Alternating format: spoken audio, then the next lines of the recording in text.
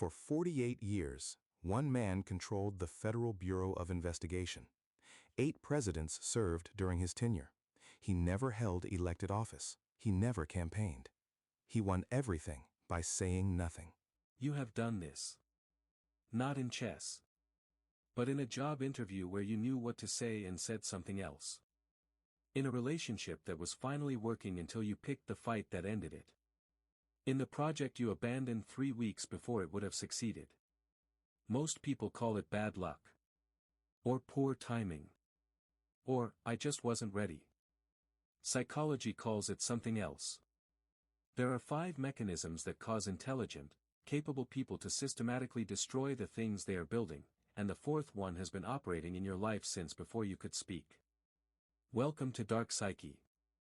In 2009, psychologist Gay Hendricks introduced a concept in his clinical work that he called the upper limit problem. The idea is simple and deeply uncomfortable. Every person has an internal thermostat for how much success, happiness, or love they believe they are allowed to have. When life exceeds that setting, when things go too well, the mind does not celebrate. It panics. And it begins generating thoughts, behaviors, and decisions designed to bring you back to a level you recognize. You start a fight with your partner the week after things feel perfect. You miss a deadline right after a promotion. You get sick the day before the biggest opportunity of your career. It looks like bad luck. It feels like coincidence. But the timing is not random. Research on self-regulation failure supports this pattern.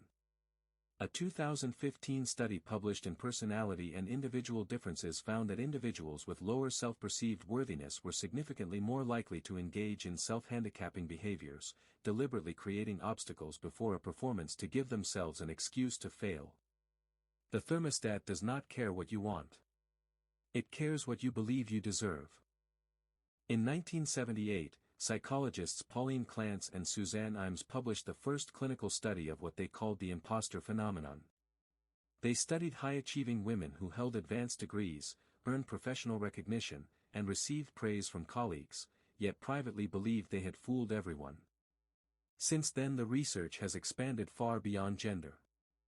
A 2020 systematic review published in the Journal of General Internal Medicine found imposter feelings across all demographics, with prevalence estimates as high as 82% in some populations. Now connect this to self-sabotage. If you believe, at the deepest level, that your success is not real, then every step forward is not progress. It is exposure. The promotion puts you in front of more people. The relationship deepens and someone gets closer to seeing the real you. The project succeeds and now people expect you to do it again. Self-sabotage, in this frame, is not about destroying success. It is about retreating to a distance where no one can see you clearly enough to discover what you believe is already true. Notice the logic. You do not sabotage things because they are going badly. You sabotage them because they are going well. And if that sentence made something in your chest tighten, you already know which part of your life this applies to. In 2007, psychologist Timothy Pychyl at Carleton University published research reframing procrastination, not as a time management problem but as an emotion regulation problem. His work showed that people procrastinate not because they are lazy but because the task triggers a negative emotion, anxiety, boredom, frustration, or something deeper, and the brain chooses short-term mood repair over long-term progress. But there is a specific form of procrastination that is pure self-sabotage. It happens when the task is something you care about. A writer who can produce client work in hours but cannot start their own novel. An entrepreneur who launches businesses for others but stalls on the one that carries their name. Psychologists Edward Jones and Stephen Bergloss identified this in 1978 as self-handicapping, the deliberate creation of obstacles that provide a pre-built excuse. If you never finish, you never submit. If you never submit, you never get judged.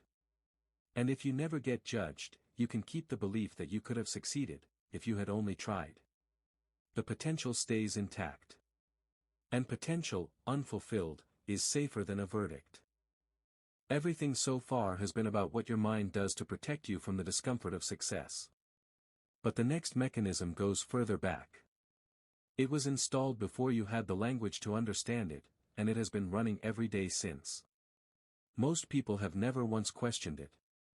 In the 1960s and 1970s, psychologist John Bowlby and psychologist Mary Ainsworth developed what became attachment theory, a framework for understanding how early relationships create a blueprint for every relationship after. Ainsworth's strange situation experiment classified infant attachment into styles: secure, anxious, and avoidant. Decades of research since have confirmed that these patterns do not stay in childhood. They follow you into friendships, into careers, into the way you respond when something good is happening to you. A landmark 2000 study by psychologist Philip Shaver and colleagues demonstrated that attachment anxiety predicted self-sabotaging behavior in romantic relationships, not because the person was unhappy, but because closeness itself triggered the expectation of abandonment. If your earliest experience of love taught you that it disappears, then closeness does not feel safe. It feels like a countdown. And the mind, faced with a countdown it cannot control, does what feels logical. It presses the button first. You end the relationship before it ends you. You push away the person before they can leave. You destroy the thing you are building because the version of you that was formed at 3 years old learned that good things are temporary, and the pain of losing them is worse than the pain of never having them. This is not a conscious decision. It was written before you had words. And it has been executing in the background of every important choice you have ever made. The most dangerous self-sabotage does not come from who you are.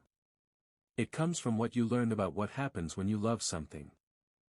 If you are starting to recognize patterns in your own life that you have never had names for, that recognition is the beginning. DarkPsyche maps the systems running beneath every decision you make. Subscribe now so the next one finds you. If you just felt something shift, a memory you have not thought about in years, that is not a coincidence. That is the blueprint recognizing its own description. And the fact that you can see it now means it no longer runs completely in the dark. There is a final mechanism, and it is the reason all the others persist. Freud called it the repetition compulsion, the tendency to recreate painful situations from the past. Modern neuroscience has offered a more precise explanation. The brain builds its model of normal from whatever environment it grows up in. Not good. Not healthy. Normal. If normal included chaos, calm feels wrong.